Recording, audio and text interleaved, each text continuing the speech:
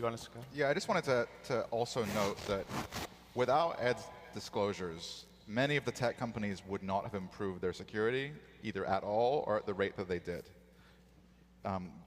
The Prism story, although there was a lack of clarity initially about what it really said, put the names of billion-dollar American companies on the front page of the newspaper and associated them with bulk surveillance. And you saw the companies doing everything in their power publicly to distance themselves, and also show that they were taking security seriously. You saw companies like Google and Microsoft and Facebook rushing to encrypt their data center to data center encryption.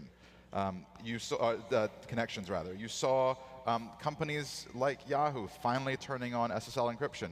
Apple fixed a bug in its address book app that allowed Google users' address books to be transmitted over networks in unencrypted form. Without Ed's disclosures, there wouldn't have been as much pressure for these tech companies to encrypt their information. Now, there are going to be people in this audience, and there'll be people who are listening at home who think that what Ed did is wrong. But let me be clear about one really important thing. His disclosures have improved internet security.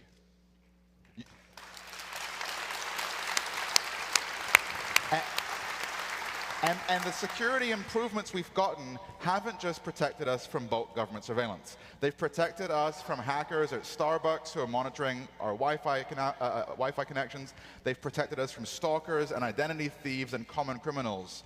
These companies should have been encrypting their communications before, and they weren't. And it really took, unfortunately, the largest and most profound whistleblower in history to get us to the point where these companies are finally prioritizing the security of their users' communications between them and the companies.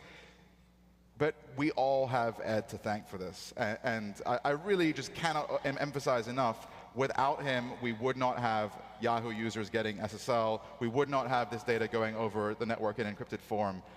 It shouldn't have taken that. The company should have done it by themselves. There should be regulation or privacy regulators who are forcing these companies to do this. But that isn't taking place, and so it took Ed to get us to a secure place.